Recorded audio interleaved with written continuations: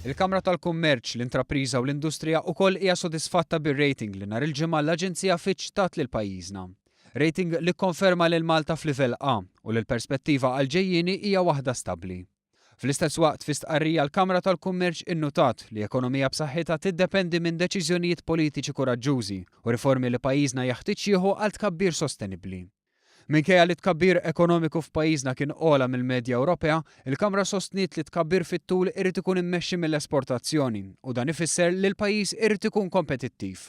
Fost l-oħrajn, il-Kamra tal-Kummerċ ħarset lejn statistika dwar il-produzzjoni industrijali u lejn rapport li juri bżonn ta' titjib fil-proċeduri għal startups, l-innovazzjoni, l-effiċjenza fis-suq tax-xogħol u aspetti ta' infrastruttura bħat-toroq u l-provvista tal-elettriku.